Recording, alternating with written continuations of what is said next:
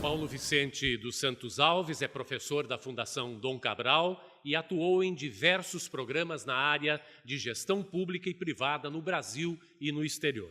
É doutor e mestre em administração pela FGV e graduado em engenharia mecânica pelo Instituto Militar de Engenharia. Criador dos jogos empresariais Apex, Brand Game e Crisis Game e autor do livro Jogos de Empresas. Desejamos a todos um bom evento com a palestra de Paulo Vicente dos Santos Alves. De maneira, boa tarde para todos, um prazer estar aqui. Já fui apresentado, não vou me apresentar de novo, vou direto ao ponto. O tema da palestra são novos modelos de gestão, é uma visão do que vem por aí, um pouco de por que as coisas estão mudando, como as coisas estão mudando, para onde as coisas estão mudando. E aí vão aparecer desafios e oportunidades para todos nós aí, ok? Essa é a lógica que tem por trás. Basicamente, eu vou começar mostrando para vocês o paradigma da coevolução, que é a base teórica do que a gente vai falar aqui. O que é coevolução? Bom, coevolução é evolução com. A biologia percebeu na década de 70 de que as espécies não evoluíam sozinhas, elas evoluíam umas com as outras. Por que a zebra corre muito? Porque a leoa está logo atrás. Numa determinada geração, as zebras mais lentas viram comida de leoa e também as leoas mais lentas não conseguem comer, não conseguem se alimentar, não conseguem ter filhos. A próxima geração é filha das zebras mais rápidas e das leoas mais rápidas. A próxima geração é ainda mais rápida. Essa é a lógica da evolução conjunta, da coevolução, da evolução com organismos que coexistem, forçam a evolução uns dos outros. Esse é o processo que a biologia entendeu em 1973, que na década de 70 ainda, tanto a administração quanto a economia perceberam, olha, a economia é basicamente o mesmo processo, só que em vez de organismos biológicos, nós temos organismos jurídicos. Organismos, no sentido amplo da palavra, sejam biológicos ou jurídicos, que coexistem, forçam um ao outro a coevoluir. Esse é o processo básico através do qual a realidade vai se mutando. É inevitável, é contínuo, não tem um fim. Ok? O modelo matemático para explicar isso vem da teoria dos jogos. Esse é um modelo simples que a gente vai apresentar. São dois jogadores, sejam duas empresas ou dois organismos no sentido geral, que podem inovar ou não inovar. Eles dividem um mercado de 6 unidades. Se nenhuma delas inova, cada uma delas fica com 3 unidades. Há um equilíbrio entre elas. Porém, se uma delas inova, ela leva todo o mercado. Porém, a inovação em si custa 2 unidades. Portanto, 6 menos 2, 4. Quem inova leva as 4 unidades e o outro não leva nada. O jogo é simétrico. Se só o jogador 2 inova, ele leva as 4 unidades. O jogador 1 não leva nada. Porém, se ambos inovam, ambos continuam a dividir o mercado, de 6 unidades, 3 para cada um. Só que como cada um pagou 2, o resultado é que sobra 1 para cada um. Essa é uma versão específica do que em teoria dos jogos a gente chama de dilema do prisioneiro. Basicamente, é como a gente explica a coevolução. Se você olhar cada empresa em separado, se ela não puder combinar com a outra, se a outra não inovou, se o jogador 2 não inovou, para o jogador 1, é melhor inovar. Porém, se o jogador 2 inovou, também é melhor para o jogador 1 inovar. O resultado é sempre melhor para o jogador 1 inovar. Chama-se disso de estratégia dominante. É uma estratégia que domina a outra. É sempre melhor inovar. Só que o jogo é simétrico. A outra empresa tem a mesma situação. Resultado, ambos inovar. E ao que ambos inovem, eles continuam se mantendo no mesmo padrão de competição. Isso chama-se coevolução. Fato de que ambas têm um prêmio inovar, força uma a inovar e a outra a inovar. A vantagem de inovação de uma força a outra a inovar e vice-versa. Entretanto, o melhor para as duas nesse caso seria não inovar. Só que uma vez que você tenha certeza que o outro não vai inovar, o melhor para você continua sendo inovar. É um dilema. Legal? Não é o problema, não é a solução, é um dilema do prisioneiro, que aqui vira o dilema da inovação ou o jogo da inovação. A biologia descreveu isso lá na década de 70 como o efeito da dama de copas. O termo vem de Alice no País das Maravilhas. Em determinado momento no livro, Alice tenta correr e não consegue sair do meu lugar. A dama de copas vira para Alice e diz: Alice, minha filha, aqui quanto mais você corre, mais você fica no mesmo lugar. Essa é a sensação da inovação. Eu inovo, o outro inova, e eu continuo tendo a sensação de velocidade zero. Ele inova, me força a inovar, e eu continuo tendo a sensação de velocidade zero. Quanto mais a gente corre, mais parece que a gente está no mesmo lugar. Esse é o processo pelo qual vem ocorrendo a inovação nas organizações, desde quando elas aparecem. Esse é o processo pelo qual os biólogos descrevem a evolução, desde quando os primeiros organismos surgiram 4 bilhões de anos atrás. Quando isso vai acabar? Isso não vai acabar. Na verdade, organizações, assim como espécies, coevoluem para manter o equilíbrio, ajuste, encaixe com o ambiente, o ecossistema ou economia nas quais estão inseridos. Esse é um processo que é contínuo. E é bom, porque ele tira da gente a falácia de que existe uma forma final das organizações. Que as organizações vão evoluir até um ponto onde atingiu-se a perfeição, não tem mais o que evoluir. Isso não existe. A cada momento, alguém está inovando, alguém está avançando e está forçando os outros a inovar.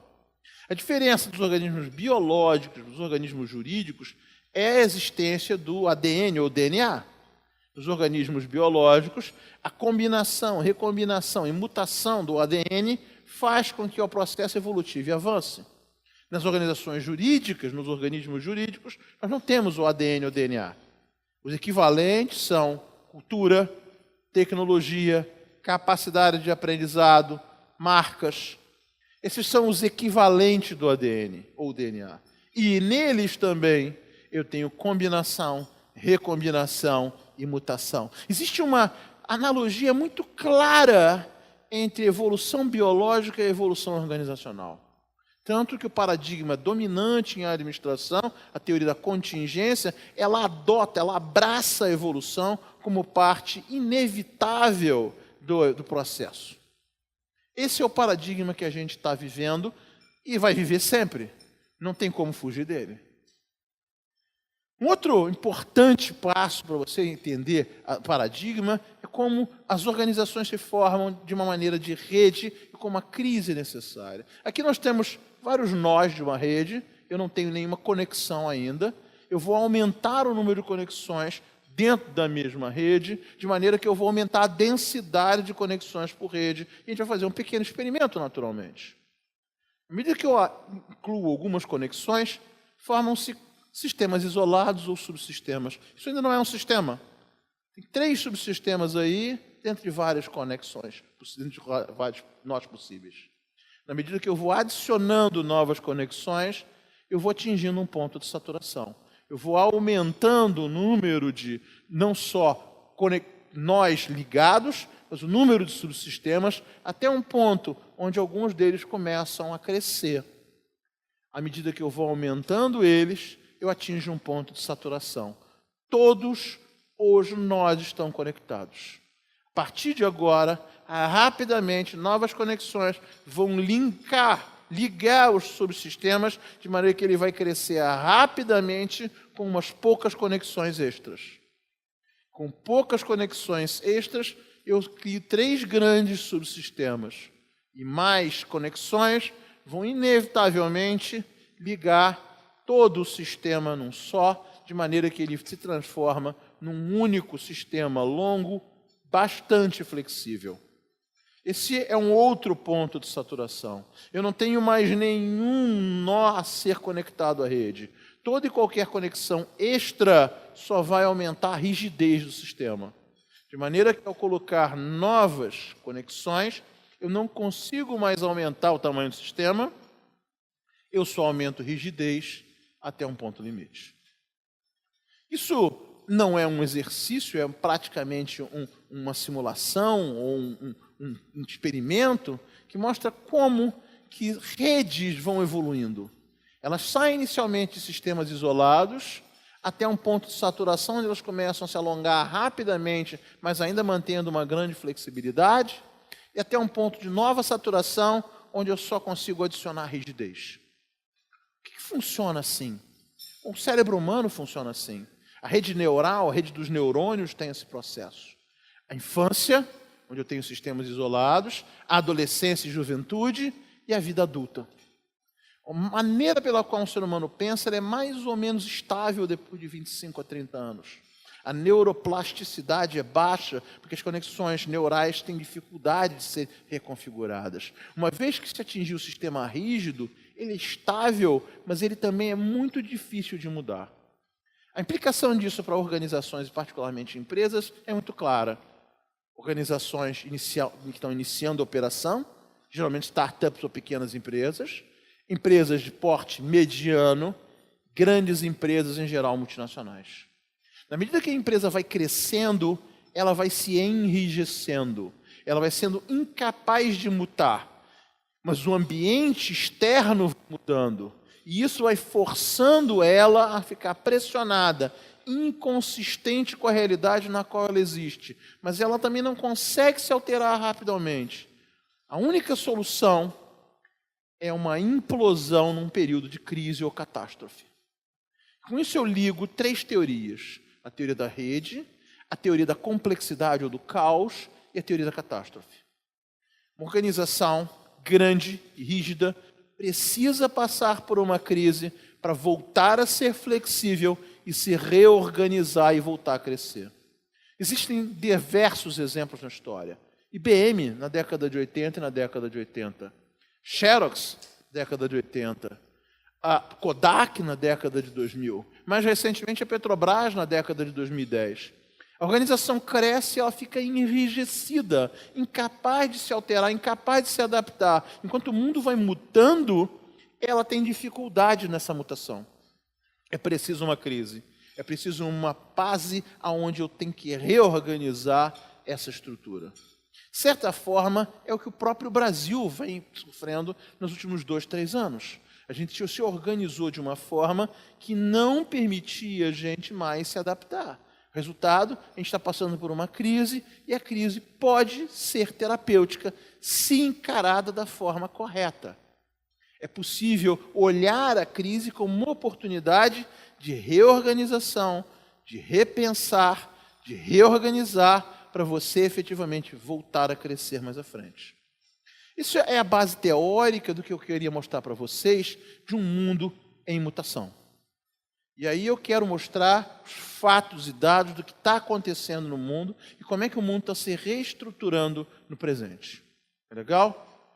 Inicialmente eu queria mostrar a cadeia econômica ou a estrutura econômica que está se formando no mundo nos últimos 60, 70 anos. Ok? Logo depois da Segunda Guerra Mundial, o mundo era simples. Essa região em preto, Oriente Médio, tinha petróleo. E essas 2 regiões em azul tinham todo o resto. As regiões em azul tinham agricultura, indústria, capital intelectual, capital financeiro. Elas tinham tudo, menos energia. A segurança energética dependia da região em preto. Era um mundo relativamente simples. A região em azul intervinha na região em preto para garantir o fluxo de petróleo, ou fluxo energético, ou segurança energética, como você preferir. Isso começou a mudar na década de 60. A partir da década de 60 e acelerando nas décadas de 70 e 80, a indústria começou a se movimentar para a região em vermelho. Por quê? Mão de obra. Quando tem muita gente naquela região em vermelho, a mão de obra é mais barata, fazia sentido a indústria se deslocar da região em azul para a região em vermelho. Era um jogo de ganha-ganha. A região em azul ganhava mão de obra mais barata. Consequentemente, conseguia fazer custos menores de produção e vender produtos a preços menores. Isso fazia com que a região em azul ganhasse muito em produtividade e mercado. A região em vermelho ganhava investimentos em tecnologia, investimentos em indústria e também recebia os bons empregos da indústria, criando uma nova classe média emergente. Era um bom negócio para a região em vermelho. Hoje, em 2016, dos 7 bilhões de pessoas que vivem no planeta Terra, 4 vivem dentro do círculo vermelho. Tem mais gente dentro do Círculo Vermelho do que fora. Do ponto de vista demográfico, o planeta Terra é a Ásia.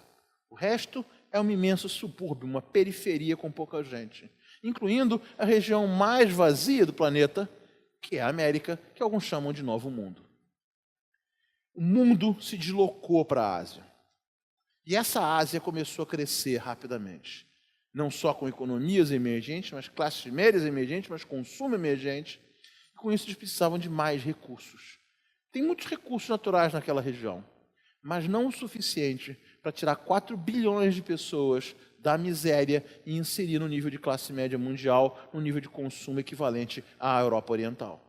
Eles começaram, então, a buscar recursos naturais onde eles ainda eram disponíveis no planeta, basicamente nas regiões em verde ao sul do Equador.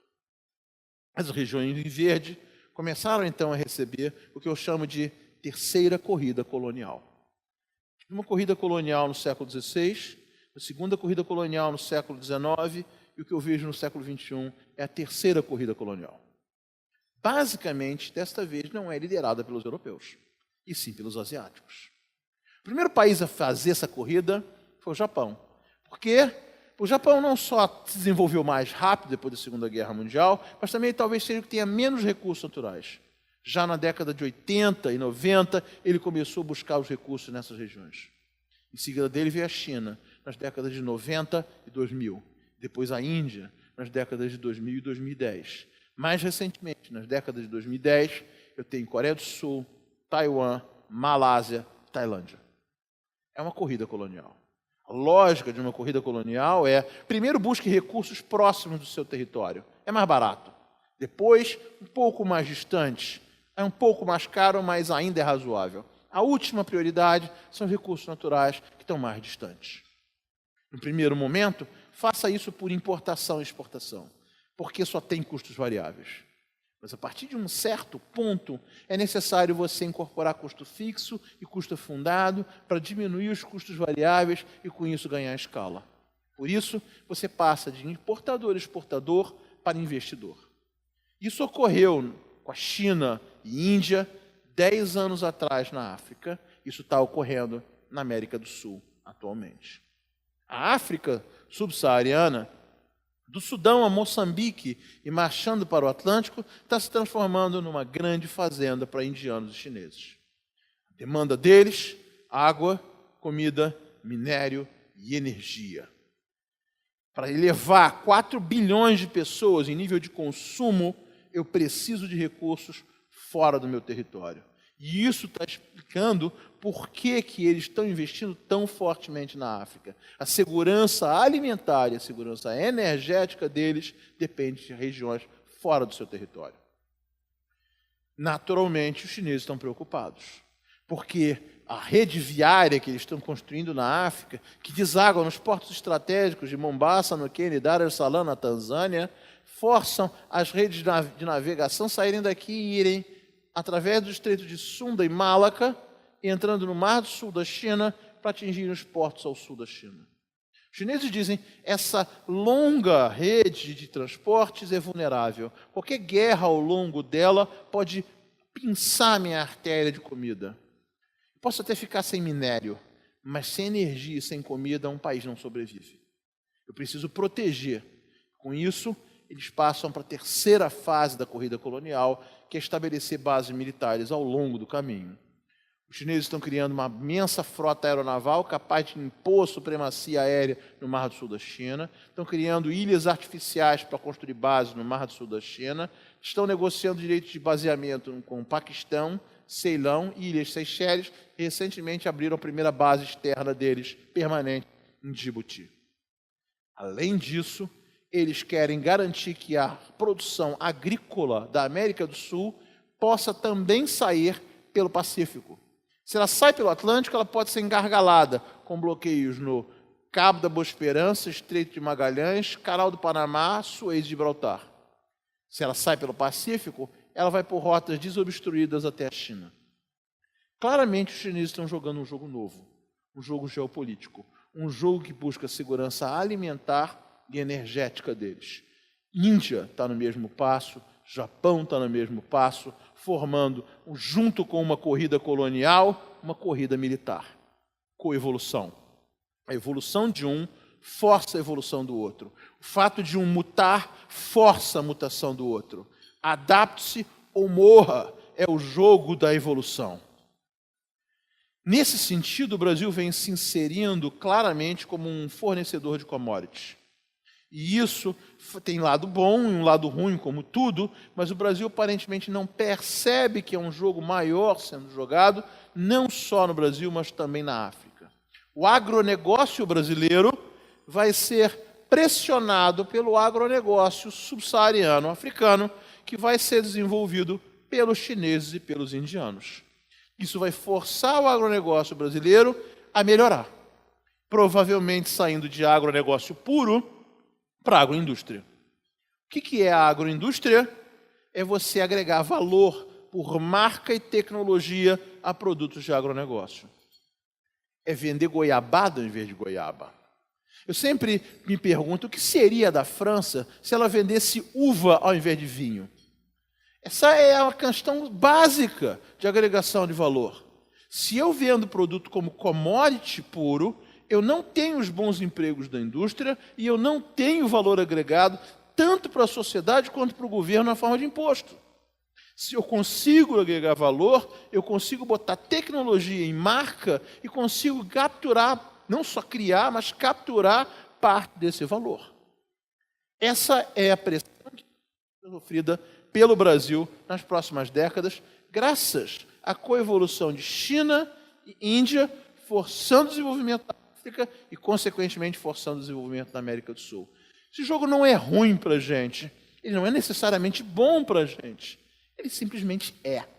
Adapte-se ou morra. Essa é a lógica. Ao passo que o mundo vai evoluindo e essa competição por recursos naturais vai crescendo, isso induz a formação de novas lógicas geopolíticas. Algumas lógicas apontam para que, na segunda metade do século, os Estados Unidos deixem de ser potência hegemônica e haja transição dos Estados Unidos para uma nova potência hegemônica. Então, junto com a mudança econômica, eu tenho que olhar a mudança política e demográfica. Novos blocos que estão se formando, novos candidatos a uma nova potência hegemônica que substitua os Estados Unidos num horizonte de 50 a 80 anos. Os candidatos são Estados Unidos da Europa, o próprio Estados Unidos modificado, latinizado na fusão com o resto da América do Norte, China e suas novas colônias na África, Índia e suas novas colônias na África, e o Brasil fundido ao resto da América do Sul. Só esse slide dá para passar dias conversando sem necessariamente chegar a uma conclusão. Nós não vamos ter tempo para tudo isso, então eu vou falar uns 10 minutos aproximadamente sobre esses 5 candidatos. Tá? Primeiro, a Europa. A Europa está num processo de formação de Estado, formação de União. Esses processos não são rápidos, não são lineares e não são necessariamente pacíficos. Olha para a formação da França durante a Guerra dos 100 Anos, a formação do Reino Unido durante as várias guerras fratricidas entre Escócia, Inglaterra, Gales, a formação da unificação da Alemanha, da Itália, a própria formação dos Estados Unidos com várias guerras contra os indígenas e também a Guerra de Secessão. Esses processos são muito lentos, são complexos, envolvem guerra, conflito entre as oligarquias internas dos grupos e não são lineares. Avançam linearmente. A Europa, você pode colocar esse começo logo depois da Segunda Guerra Mundial, ou você pode colocar o começo desse processo em 91, com o Tratado de Maastricht. Recentemente, houve a votação do Brexit, da saída da Inglaterra, que pode ou não pode ser confirmada ou efetivamente executada, mas é claramente um revés nesse processo. Mas o processo um revés mais complexo, para mim, é o conflito entre leste e oeste. Durante anos eu achei que o conflito na Europa ia ser entre o norte e o sul, o norte mais desenvolvido e o sul menos desenvolvido. O senhor Putin mostrou que eu estava errado, que na verdade o conflito maior é entre leste e oeste. Como os europeus botaram muita fé, muita dependência no petróleo e no gás russo, eles começaram a perceber que isso não era uma boa ideia. E agora eles estão tentando mudar a matriz energética para uma matriz verde ou matriz de baixo carbono com 3 grandes incentivos. O mais importante incentivo deles é o geopolítico, enfraquecer a Rússia. para poder absorver o leste europeu e negociar com a Rússia em condições melhores. Para garantir isso, eles precisam de baixar os custos, precisam de por grande escala e curvas de aprendizado que as energias alternativas baixem de preço nas próximas 2, 3 décadas. Enquanto elas não baixam, elas precisam do terceiro incentivo, que é o ambiental. Então, se usa o incentivo ambiental para justificar um preço maior no primeiro momento, e no segundo momento vai haver o incentivo econômico por preços mais baixos, e ao longo de todo o processo existe o incentivo geopolítico.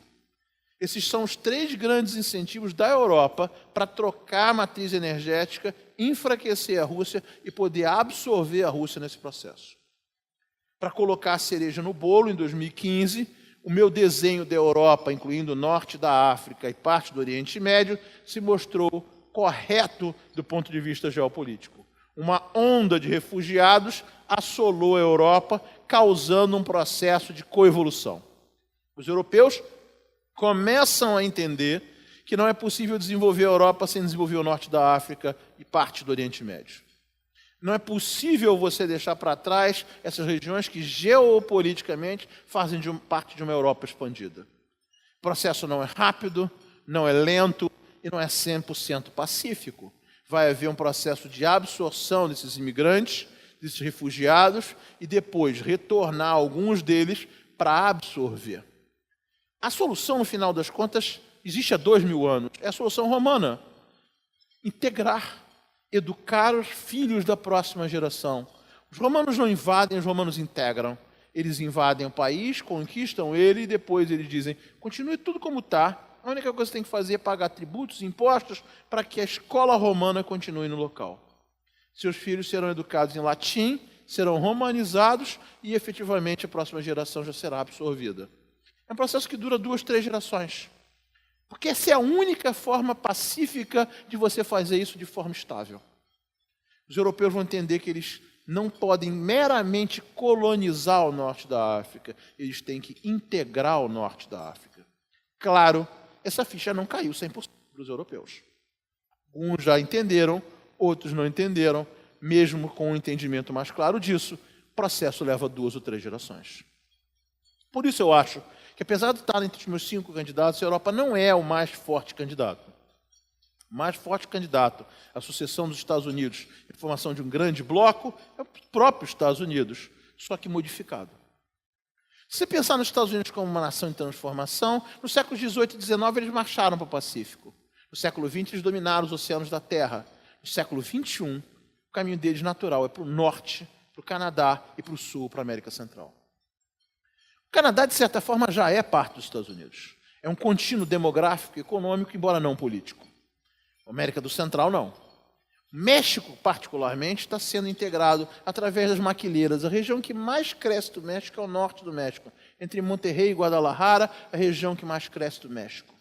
Efetivamente, ele vai sendo integrado econômica e demograficamente dos Estados Unidos. Pelo lado de dentro, os Estados Unidos vai sendo latinizado pelo crescimento dos hispânicos. A gente viu esse ano a drama dos republicanos entre abraçar a latinização americana ou rejeitar ela. De um lado, Ted Cruz e Marco Rubio. Do outro, Donald Trump. Até aqui venceu Donald Trump, provavelmente apenas para jogar o voto latino nos braços da Hillary Clinton. Muito provavelmente Hillary Clinton vai ser eleita, em boa parte, com o voto latino. Mas, independente do que vai ser o resultado efetivo desse ano, o processo está em continuar. Fundamentalmente, a demografia americana aponta para que, por volta de 2040 e 2050, os latinos sejam a maioria. A partir daí, eu não só vou ter um presidente latino atrás do outro, como, efetivamente, provavelmente, os Estados Unidos virá uma nação bilíngue. E isso vai levar ao surgimento do que eu chamo de Los Estados Unidos da América. O processo de unificação com o resto da América do Norte tem 3 subcenários: o canadense, o texano e o californiano. O canadense, os países da América Central continuam separados politicamente, como o Canadá é, embora integrados econômica e demograficamente.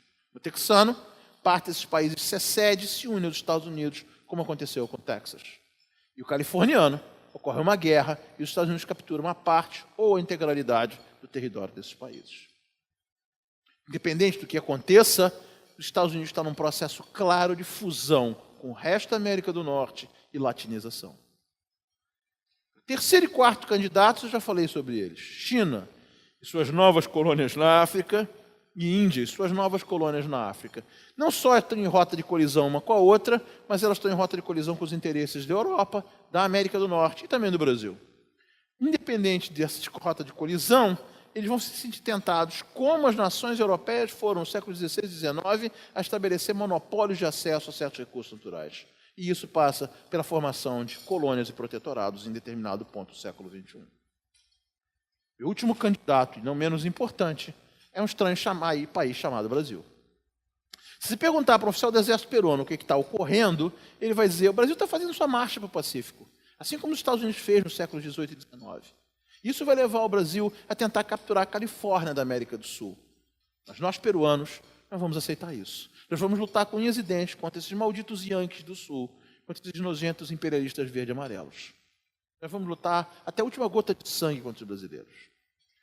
Quando apresentado esse tipo de comentário, a maior parte dos brasileiros reage com: como é que é, meu amigo? A autoimagem do brasileiro é de um sujeito gente fina, gente boa, camarada companheiro que veio aqui para ajudar. Nós não nos vemos como imperialistas, mas o nosso discurso é altamente imperialista. Nós viemos aqui para trazer a civilização. Nós viemos aqui para trazer dinheiro, acesso a mercados, tecnologia, mão de obra qualificada. Nós vamos desenvolver o seu território, coisa que você sozinho não seria capaz de fazer. A situação na América do Sul só não é pior, porque ao contrário dos americanos que marcharam para o Pacífico matando os povos indígenas na fronteira, o brasileiro leva muito a sério o lema: faça o amor, não faça guerra. Amai-vos uns por cima dos outros. A estratégia brasileira chama-se cunhadismo. Ao invés de matar o inimigo, você casa com a irmã dele e transforma ele em cunhado. Essa estratégia é uma estratégia deliberada do governo português do século XV. O gênio, na fundação do Brasil, chama-se D. João II. E você lembra dele por conta do Tratado de Tordesilhas. Cara, dividiu o mundo em dois e me dei bem. Levei a Ásia, levei a África, levei mais um naco da América. Só que tem um pequeno problema: eu não tenho gente para popular isso tudo. Ele baixa um decreto, que tem o grosseiro nome de decreto fálico, e ele diz: filho de português, português é. Português fez filho numa pedra. Português, não quero nem saber. Português lá foi filho numa árvore. É português, não discute. Como é que eu operacionalizo a estratégia somando homem na caravela? 3 meses a seco no mar. Chegar em qualquer colônia, qualquer costa, faça filho nas nativas. Essa é a estratégia brasileira. Miscigenação. Cunhadismo, amai-vos uns aos outros. Essa é a estratégia desde o dia 22 de abril de 1500. 98% dos brasileiros têm RNA mitocondrial de índio.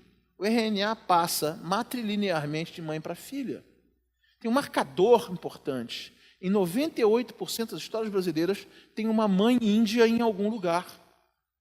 Do ponto de vista genético, não foram os portugueses que absorveram os índios. Foi o contrário. Foram os índios que absorveram os portugueses. Essa miscigenação continua a ocorrer nas nossas fronteiras no século XXI. Os 2 grupos mais importantes para isso são os gaúchos e os nordestinos, que são os 2 grupos mais móveis brasileiros. Os gaúchos são doutrinados a ter sua própria terra.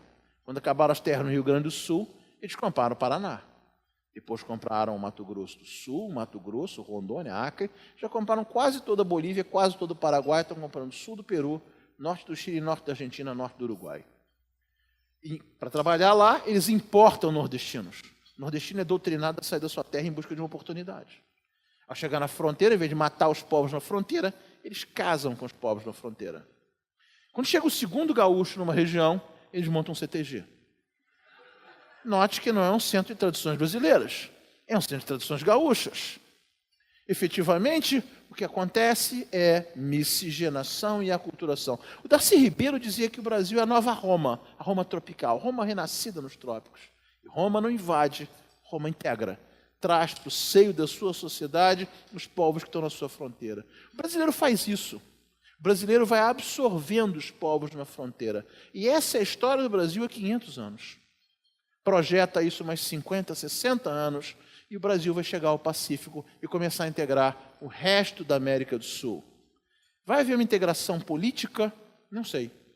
Mas tem 3 subcenários: o canadense, o texano e o californiano.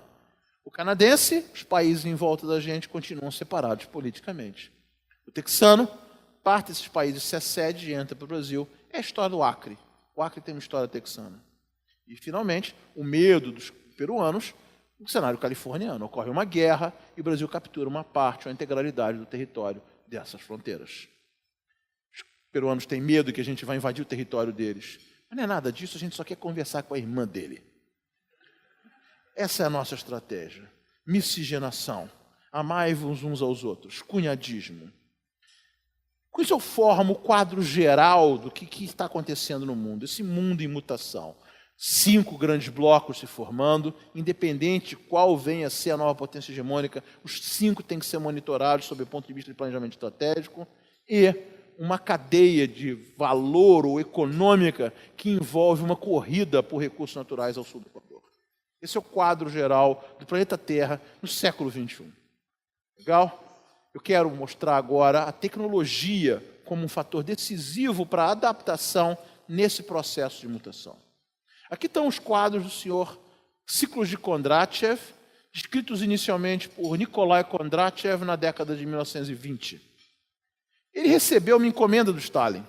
Faça um modelo matemático que vai provar que o capitalismo vai ser destruído e o comunismo vai vencer. Lá foi o Nikolai Kondratiev estudar história e ele chegou à conclusão que o que melhor explicava a economia não era a luta de classe, era tecnologia. E que tecnologia não avançava linearmente, avançava aos saltos.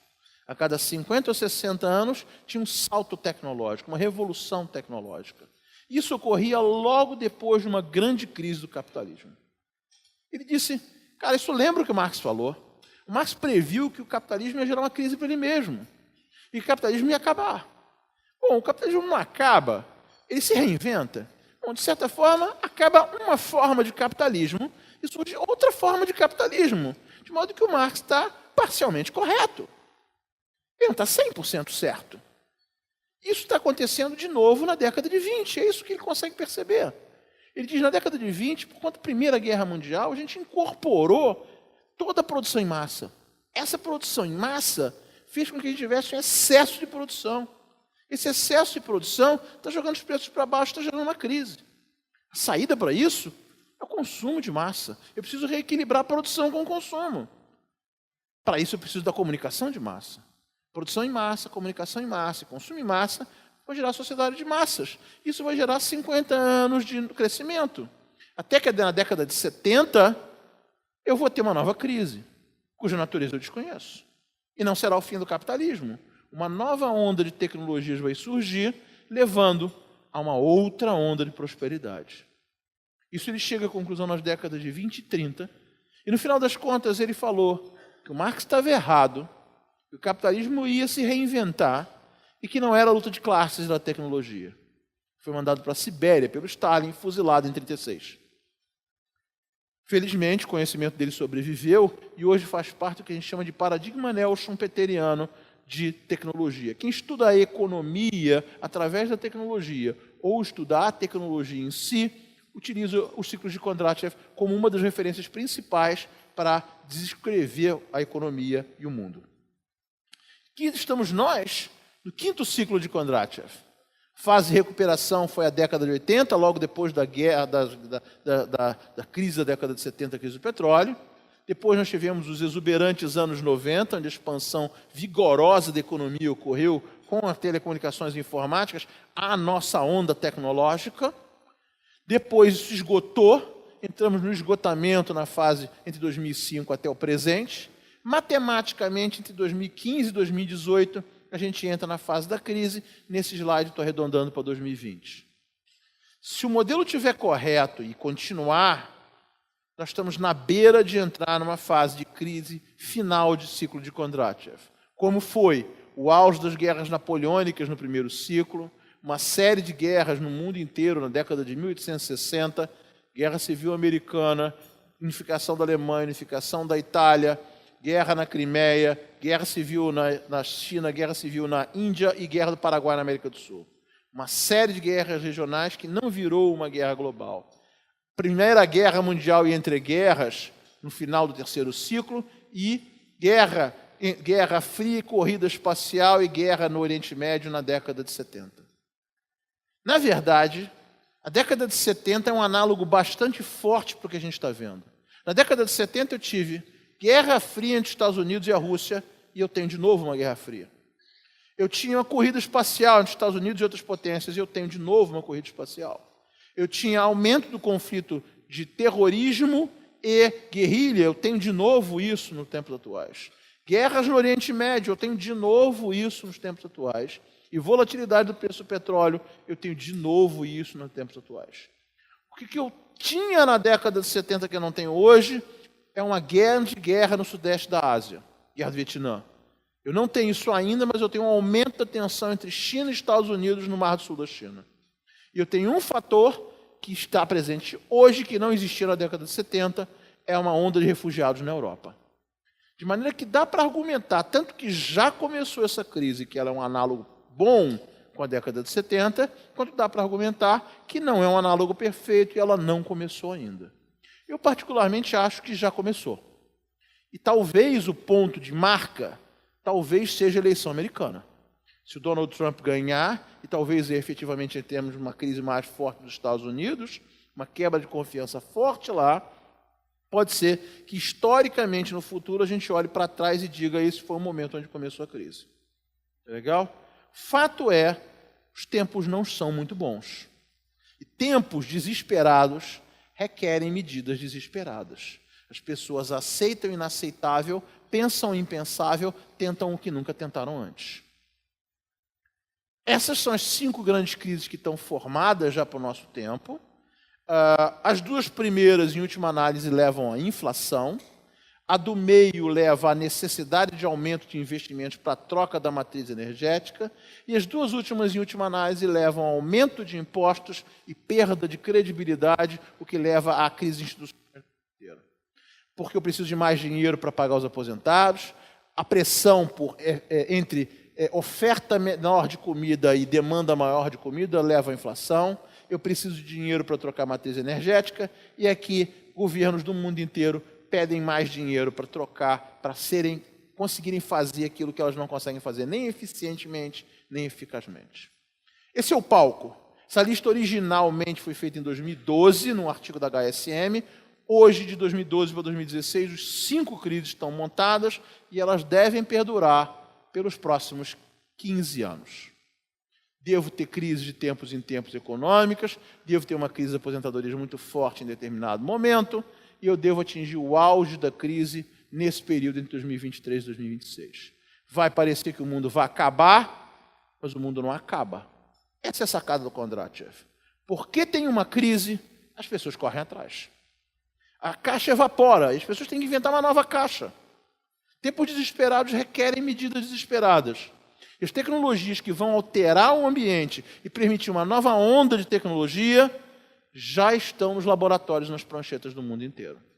Essas são as 12 tecnologias que vão mudar o mundo. De onde eu tirei elas? Orçamento do Departamento de Defesa dos Estados Unidos.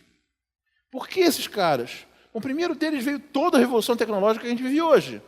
Deles veio internet, computador, GPS, celular, forno de micro-ondas, VHS, tudo efeito de investimento durante Guerra Fria e corrida espacial. Bilhões e bilhões de dólares são investidos em tecnologias duais, tecnologias que têm uso militar no primeiro momento, mas que frutificam no ambiente civil como mercados depois. A pergunta é, o que esses caras estão investindo hoje? E a resposta são esses 3 blocos. O bloco da energia de manufatura mais limpa, bloco verde, robótica e inteligência artificial para diminuir mão de obra, e HET, Human Enhancement Technology, tecnologias da melhoria humana, para aumentar a performance de um ser humano, para atingir o ser humano 2.0. Por quê? Porque eles querem trazer de volta a manufatura para os Estados Unidos. Bring back manufacturing. Reshoring Initiative. Se eles mandaram a indústria nas décadas de 60 e 70 para fora dos Estados Unidos, o que os americanos querem agora é trazer de volta a indústria para o território deles. Mas como é que eu vou trazer a indústria de volta para o território americano se o indiano ganha 1/10 de um americano? Se um chinês ganha 1/5 de um americano? Ou transforma o país num low-cost country com salários miseráveis, ou eu ganho em produtividade. E essa segunda é a estratégia deles. Com 1/3 do custo de energia, 1/3 da quantidade de mão de obra necessária, e uma mão de obra 3 vezes mais eficiente, 3 vezes 3 vezes 3, 27, e eu consigo justificar salários 10 vezes maiores. Essa é a estratégia americana. E eles dizem, em 10 anos, eu vou estar produzindo com preço chinês e qualidade americana. Você exporta para a China, parabéns, você vai exportar para os Estados Unidos. Você importa da China, parabéns, você vai importar dos Estados Unidos. Você tem uma indústria, ela é intensiva em energia, traz para os Estados Unidos. Aqui a energia vai ser mais barata. Ela é intensiva em mão de obra, traz para os Estados Unidos. Aqui você vai precisar de menos mão de obra. Ela é intensiva em capital intelectual, traz para os Estados Unidos, porque aqui nos Estados Unidos o capital intelectual vai ser mais eficiente, mais longevo. Se tem indústria, traz para cá. Essa é a propaganda deles. Você pode acreditar que vai dar certo ou que vai dar errado. Você pode gostar ou não gostar disso. O que você não pode é ignorar a estratégia deles. A estratégia deles faz sentido, tem 70 a 80 bilhões todo ano entrando só pelo Departamento de Defesa, e eles têm meta no tempo. Eles não estão sozinhos. Quando você olha para os dados de pesquisa e desenvolvimento do mundo, você vê que outros países estão tentando imitar ou segui-los. Ok? São dados de fevereiro de 2016. No eixo X eu tenho pesquisa e desenvolvimento com a percentagem do PIB. No eixo Y eu tenho cientistas e engenheiros por 1 milhão de pessoas. Dinheiro, cérebros, capital e capital intelectual. E o tamanho do círculo é o tamanho do investimento. Bom, esse gráfico muda de ano para ano. Dá para interpretar ele de diversas formas, não tem uma única forma de interpretação. Eu gosto de analisar ele dividindo em 3 grupos. Quem quer liderar a revolução tecnológica, quem quer seguir os líderes e quem não entendeu o que está acontecendo. Legal? Os líderes, para mim, querem ser próprios Estados Unidos, Alemanha, Japão e Coreia do Sul. Esses 4, para mim, querem liderar essa revolução tecnológica. Investem muito, proporcionalmente muito e proporcionalmente tem muito cérebro.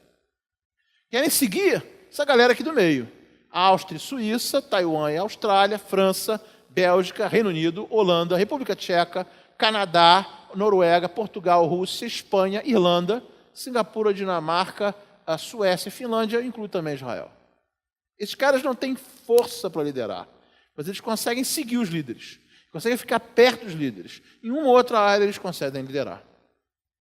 E o terceiro grupo que vai ficando para trás de quem não entendeu o que está acontecendo, que surfa uma onda de consumo e commodities. Catar, China, Itália, Polônia, Brasil, Malásia, Turquia, Argentina, Irã, África do Sul, Bangladesh, Paquistão e Índia, Arábia Saudita, México, Egito e Indonésia. Essa galera vai surfar uma onda de consumo e commodities cada vez mais lenta por 10 anos. Até o ponto que isso vai se esgotar e uma grande crise vai impactar.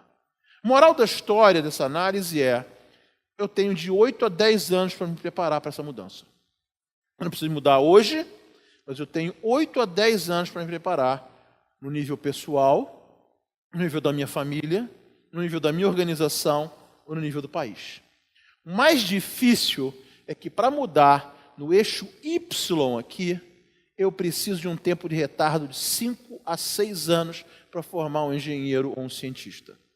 Então, para o Brasil, esse tempo de retardo é cruel, porque se eu tenho 8 anos e o tempo de retardo é de 5 anos, a margem praticamente desapareceu de manobra. Note que o Brasil não tem um problema só de dinheiro, eu preciso de gente para inserir neste bolo aqui do pessoal que vai seguir, precisa aumentar aí talvez uns 20 a 30% de grana. Mas o pior é triplicar o número de cientistas e engenheiros do Brasil. Isso provavelmente não vai acontecer. Tá legal? Então a pergunta é, se eu não consigo salvar o Brasil, ou se o Brasil provavelmente não vai conseguir fazer essa mudança, como eu consigo salvar à minha empresa, ou pelo menos à minha família. Tá legal? Isso vai dar um monte de perguntas, não tem resposta plena para todas as perguntas. O que eu quero explorar com vocês são as consequências dessas tecnologias, mostrando várias delas no paradigma do Schumpeter de destruição criativa. Mostrar como a tecnologia vai destruir certas indústrias e vai construir novas indústrias. Vai destruir milhões de empregos e vai construir outros milhões de empregos. Tá ok? Historicamente, a tecnologia constrói mais empregos do que destrói, mas não são os mesmos empregos.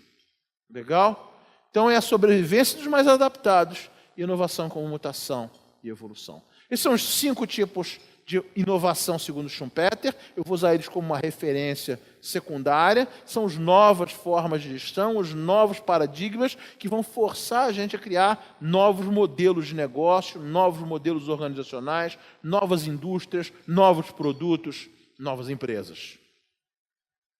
Primeira grande linha, eu quero mostrar a robotização. Robotização vai criar novas formas de produção e novas formas de organização. Isso aqui é investimento militar. Vocês estão vendo aqui vários dos drones. Milhões de dólares foram investidos para tirar o piloto do campo de batalha. Os americanos estavam cansados daquela imagem típica de um piloto preso dentro do território inimigo, porque tinha sido abatido. Investiram bilhões de dólares e tiraram o piloto do campo de batalha. Estão tentando tirar o soldado. Você vê que não são só os americanos, isso aqui é um protótipo alemão. Quando esse dinheiro foi para o exército e para a aeronáutica, ele depois frutificou em robótica e inteligência artificial, permitindo que a gente tenha avanços. Isso aqui é um chefe robótico desenvolvido pela Molley Robotics. Eles filmaram o chefe Michelin cozinhando e o robô replica os movimentos do chefe Michelin. De modo que você consegue fazer o mesmo prato de qualidade chefe com um custo muito mais baixo. Os testes indicam que ele ainda não tem capacidade para fazer um sushi, mas o resto ele consegue fazer igual a um chefe Michelin. Legal? Esse é o Boxer. O Boxer é um computador, um robô que você programa mostrando para ele os movimentos e falando com ele. Uma das dificuldades em robótica é tempo de setup. Então a ideia deles é construir linguagens muito simples, intuitivas, para diminuir o tempo de setup para você recolocar em robotização. E o investimento da Amazon em logística, fortemente gasta o dinheiro deles para, com a Kiva, robotizar boa parte da logística dele. Aqui eu tenho o Hawk, que é a versão militarizada, e o Force, que é a versão civil, desse exoesqueleto que a Lockheed Martin desenvolveu. Na verdade, ela comprou essa empresa chamada Exo. Com esses dois produtos, você levanta 128 libras na mão sem fazer força. Resultado é o fim do operador de empilhadeira. É o fim de diversos empregos em construção civil. Eu estarei destruindo milhões de empregos e construindo outros milhões de empregos. Legal? Só que não é o mesmo emprego. Então, na vida pessoal das pessoas, tem um gap aí que gera um problema social. A passagem disso não é tão simples. Os americanos, por exemplo, estão preocupados com carros que dirigem sozinhos. Está sendo desenvolvido pela Google. A Audi já foi vista com um Audi A4 dirigindo sozinho um carro a 210 km por hora. A Mercedes já está regularmente passando comboios de protótipo norte para sul da Alemanha, de caminhões. Caminhoneiros, taxistas, motorista de Uber e até o motorista de táxi, de ônibus, são empregos que vão desaparecer no horizonte de 5 a 10 anos. Preocupação dos americanos. O sindicato de caminhoneiros é o segundo maior sindicato dos Estados Unidos. E esses empregos vão desaparecer. Esse emprego o seu famoso, o emprego subiu no telhado. Isso. Como fazer com isso? Os americanos estão decidindo retardar um pouco a velocidade desse avanço, porque eles não querem impacto social tão grande. O impacto social vai existir, mas a pergunta é como é que eu gerencio esse impacto social. Eu não consigo eliminar ele, mas eu consigo gerenciar e diminuir um pouco ele. Muitos desses empregos vão desaparecer. Muitos empregos vão surgir. Indústrias inteiras vão desaparecer. Indústrias inteiras vão surgir. Se você está do lado certo da destruição criativa, você surfa a onda. Se você está do lado errado, você toma um caixote da onda. A pergunta é, a que lado que eu estou dessa destruição criativa? Construção civil. Isso aqui é a NASA pensando como é que vai construir base na Lua e em Marte. Não querem levar peão de obra, não querem levar marmita para o espaço. Então vai ser tudo, fundamentalmente, na base do robô. Quando você pega essa tecnologia e bota na Terra, você tem aqui impressoras 3D que são capazes de imprimir casas, talvez prédios pequenos. Testes indicam que é possível se imprimir uma casa em um dia a um custo aproximado de $1.000. Que maravilha, é o fim do déficit habitacional. Que horror, é o fim do emprego em construção civil. Destruição criativa. Eu vou precisar não mais do peão de obra tradicional, eu vou precisar de um cara mais sofisticado, o cara que faz encanamento, o cara que é técnico no cimento, o cara que é técnico no robô, na impressora. Tem cada vez menos espaço para a mão de obra pouco qualificada. O que eu vou fazer com essa mão de obra pouco qualificada é um problema, porque eu vou ter poucas tarefas que vão sobreviver para o ser humano, que já não vai estar mais sozinho. O humano natural aqui praticamente vai desaparecer. Nós, humanos híbridos, vamos ser os prevalecentes, mas vamos ter também inteligências artificiais, androides e robôs antropomorfos. Por que nós não somos mais os naturais do que nós somos os híbridos? Levanta o braço quem tem pelo menos uma obturação de dente aí, por favor. Um monte de ciborgue. Levanta o braço quem usa óculos ou lente de contato aí, por favor. Levanta o braço. Expande isso para prótese de joelho, marca-passo, cirurgia plástica. A transformação já começou. Dificilmente a gente vai encontrar um ser humano puro, como a gente estava acostumado inicialmente. Somos todos híbridos. Ainda não chegamos no ser humano 2.0. Nós somos a versão 1.2, 1.3, né? O upgrade final ainda está uns 20 anos à frente. Eu vou mostrar o upgrade para vocês mais à frente. Tá?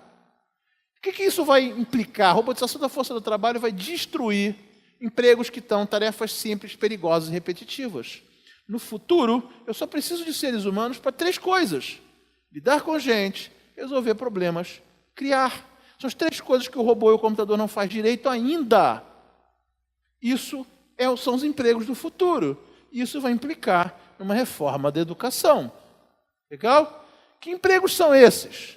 Lidar com gente, marketing, vendas, gestão geral, gestão de projetos, política, resolver problemas, estratégia, empreendedorismo, P&D, engenharia, gestão financeira, criatividade, arte, esporte, culinária, marketing, comunicação.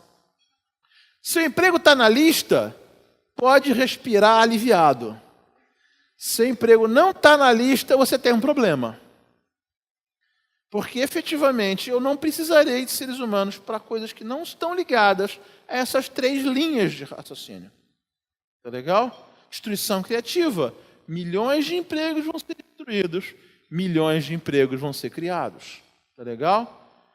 Isso aqui é a minha percepção da educação no futuro, não quero me estender muito sobre isso, mas, basicamente, as 3 primeiras linhas não são minhas, são do Departamento de Trabalho dos Estados Unidos. É como o Departamento de Trabalho dos Estados Unidos está pensando em preparar a força de trabalho dele para a próxima geração. A última linha é a minha análise de como é que a tecnologia de neuroergonomia, interface homem-máquina, vai influenciar nisso. Nós temos em 3 revoluções correntes: distribuição da informação, gamificação e sala de aula digital. Na década que vem, nós vamos ter objetos interativos ou internet das coisas, professores completamente virtuais, e as primeiras interfaces neurais vão começar a ficar viáveis. Ou seja, você vai ser capaz de ler diretamente do seu cérebro para a máquina e armazenar dados direto do seu cérebro para a máquina. 2 décadas à frente, a sala de aula vai ser completamente virtual e eu vou começar a ser capaz de carregar conhecimento e habilidade direto para o cérebro humano. Preciso soldar? Carrega o aplicativo de solda. Já soldei o que eu precisava, apago o aplicativo, agora eu preciso dirigir um caminhão, carrego o aplicativo de dirigir caminhão. E tudo indica que o futuro final é inteligência homem-máquina. Você vai fazer uma cirurgia na base do crânio para instalar um soquete, onde você vai colocar chips e retirar chips, porque, afinal de contas, você vai ter que fazer um upgrade de tempos em tempos. Você vai botar alguma coisa como 256 terabytes de memória extra e mais um processador, talvez 128 ou 256 core, para você fazer tudo aquilo que a máquina faz melhor que você, você só vai se preocupar com resolver problemas, criar, lidar com outros seres humanos. Aparentemente, o homem híbrido com máquina é mais eficiente que a inteligência artificial pura e que o homem puro. Mas isso é o que as testes correntes indicam. Tem 40 anos pela frente, a gente pode mudar muita coisa nesse processo aí. Telecomunicações e informática, ou telemática, novas formas de produção e novas formas de organização. O mundo está ficando disperso geograficamente, legal?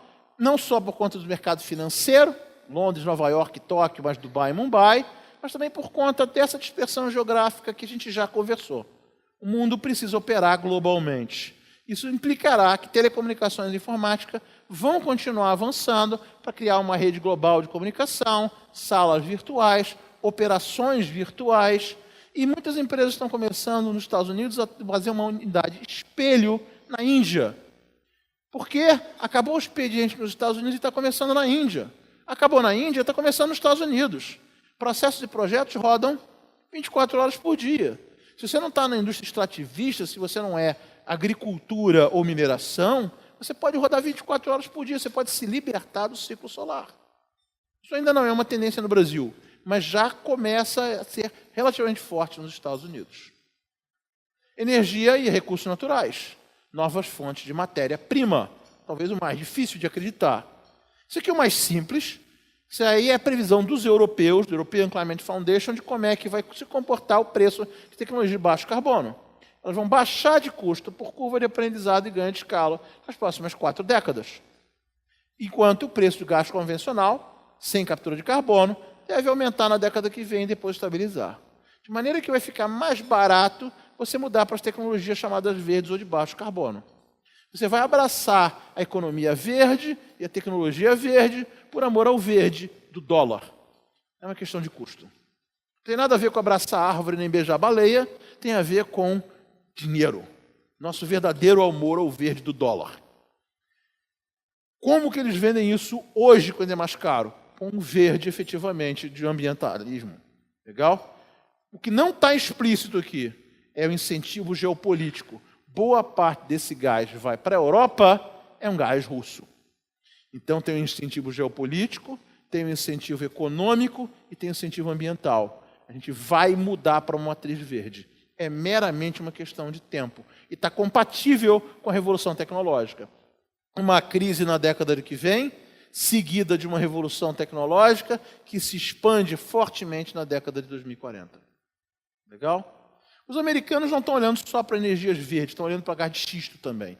Eles dizem que a reserva que eles têm é suficiente para os próximos 100 anos. E desenvolveram já nos últimos menos de uma década essas reservas de gás de xisto, fazendo com que o preço do gás de xisto caísse a 1/3 do que era o preço do petróleo. Isso forçou o preço do petróleo para baixo e está forçando boa parte da crise atual. Lembre-se, a Europa apostou em energia solar e eólica. Os Estados Unidos estão apostando em energia solar e xisto. Isso está jogando o preço da energia para baixo. Um lado bom e um lado ruim para o Brasil. Um lado bom e um lado ruim para todo mundo. Mas, inevitavelmente, por interesses geopolíticos e econômicos, você está efetivamente mudando a matriz energética. No limite, novos recursos virão não só da terra, do gás de xisto e da energia solar, mas do espaço. Mais à frente, essa tecnologia do elevador espacial será viável. Hoje ela não é possível. O que é isso? Eu boto um satélite em órbita geoestacionária da Terra e ele gira junto com a Terra, ficando sempre sobre o mesmo ponto do Equador. Então eu lanço um cabo. O cabo não é geoestacionário. O cabo sofre as tensões gravitacionais. Nenhum material hoje é suficientemente resistente para sobreviver a essas tensões. Mas acredita-se que com biotecnologia e nanotecnologia seremos capazes de fazer tal material em 30 anos. Quando isso for possível, estima-se em 80 bilhões de dólares o custo para estabelecer tal estrutura. Sim, alguém já fez o orçamento.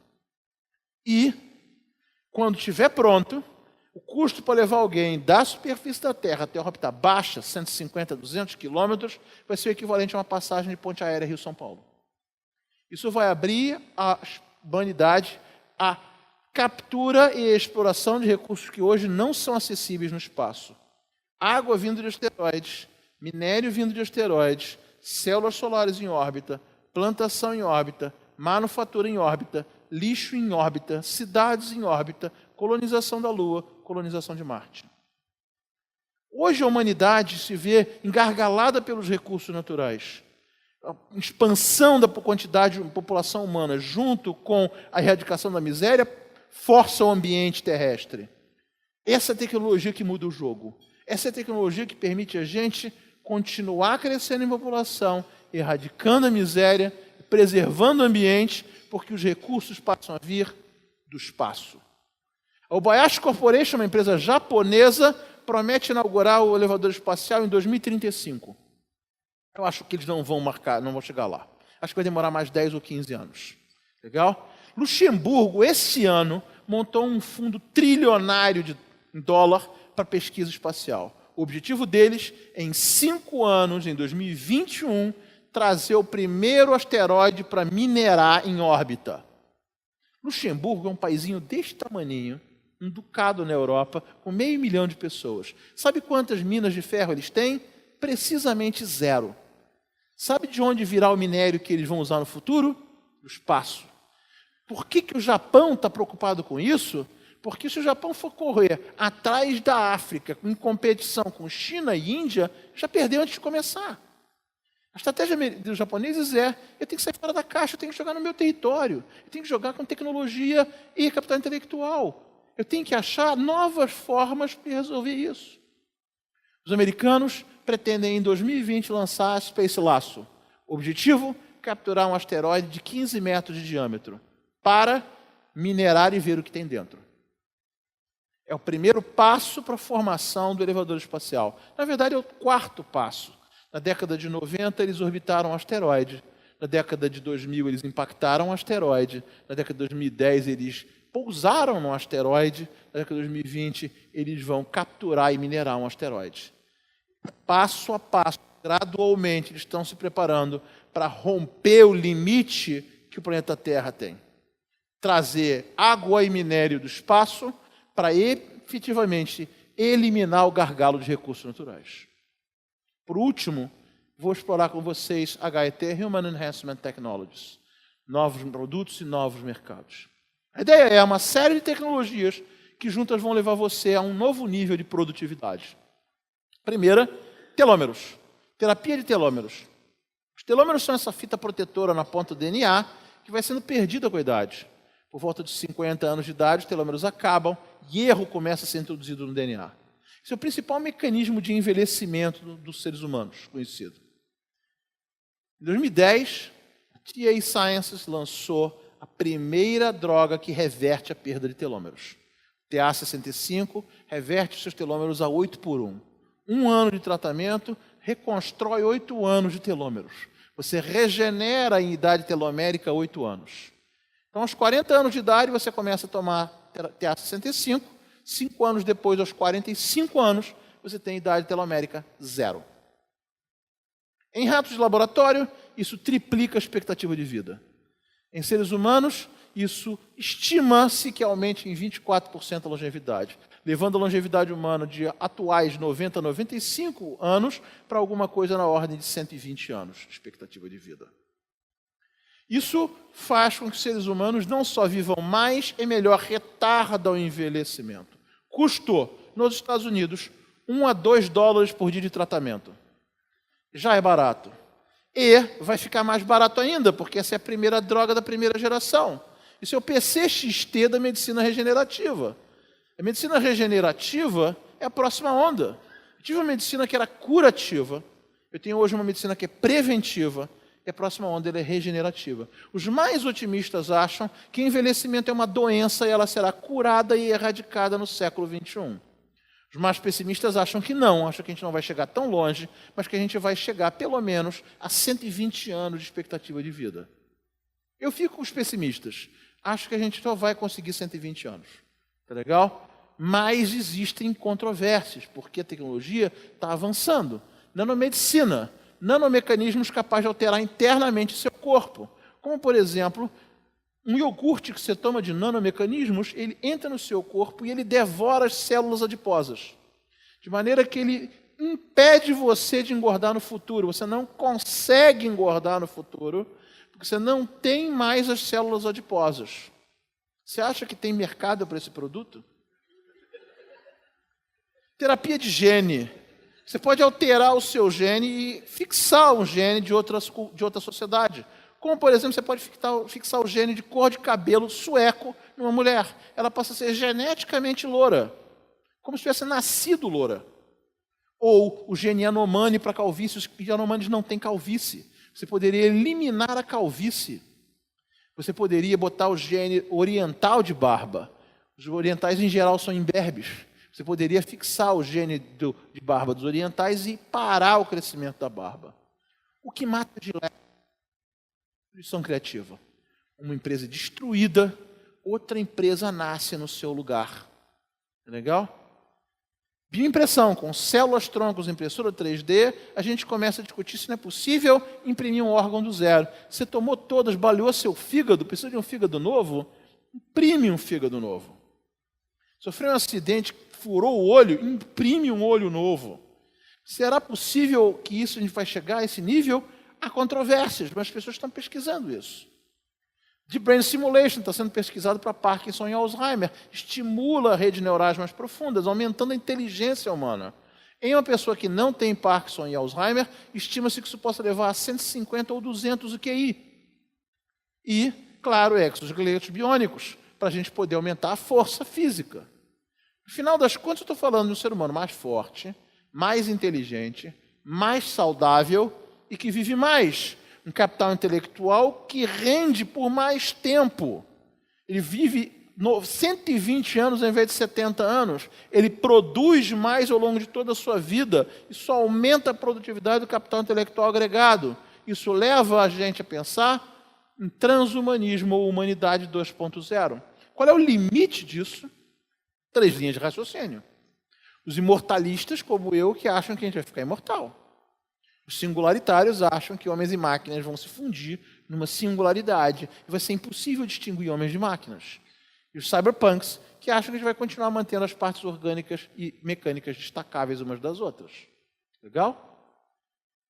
Se a gente vai viver até 120 anos, tem várias implicações. Parafraseando o nosso ex-presidente, quem se aposentar antes dos 100 é um vagabundo. Legal? Mas se as pessoas vão trabalhar até os 100, elas vão criar um bloqueio para os jovens e, portanto, a adolescência vai ter um longo período de preparação até os 40. Para a mulher não ser mãe adolescente, a maternidade terá que ser aos 50. Legal? Isso vai implicar em controle de natalidade e em choque de gerações. O pessoal de RH reclama que tem milenial, geração Y, Z, X, baby boomer. É só o começo. Vai piorar. Ou melhorar, dependendo de como você encara a situação. Isso implica em reforma de aposentadorias, uma reforma da educação, choques culturais e políticos e uma reforma do sistema de RH.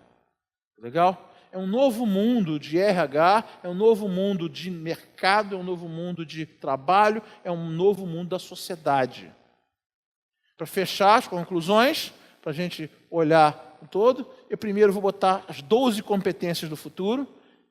3 delas por robotização já avancei, lidar com a gente, resolver problemas e ter criatividade, porque a gente vai viver mais um novo ciclo de vida, a gente vai ter que ter autodidata, aprender a vida toda, controle emocional para lidar com várias situações que a gente não estava acostumado e autodeterminação para se manter focado. E, finalmente, uma empresa dispersa geograficamente requer que se lide com culturas diversas, tenha trabalho em equipe e busque uma lógica argumentativa que é a linguagem universal. A língua universal é a lógica. Para quem trabalha em gestão, tem 3 adicionais. Analisar, decidir e implementar. Analisar na complexidade, decidir no risco e na incerteza, e implementar na escassez. Essas, para mim, são as 12 competências do futuro. Note que eu não estou falando de finanças propriamente dita, nem de marketing, de operações. Vai além dessa coisa conteudista, as competências. Tá? Para resumir a palestra, coevolução inevitável e necessária. Nós vivemos num mundo em mutação, que tem um novo global, vai haver uma crise entre 2018 e 2030, sucedida por uma revolução tecnológica em 2030 e 2050, e a destruição criativa que isso vai resultar em força com inovação como mutação e adaptação, e uma sobrevivência dos mais adaptados. Era isso que eu tinha para falar para para vocês hoje. Espero não ter explodido o tempo. Aqui estão meus livros mais recentes. Muito obrigado e até a próxima.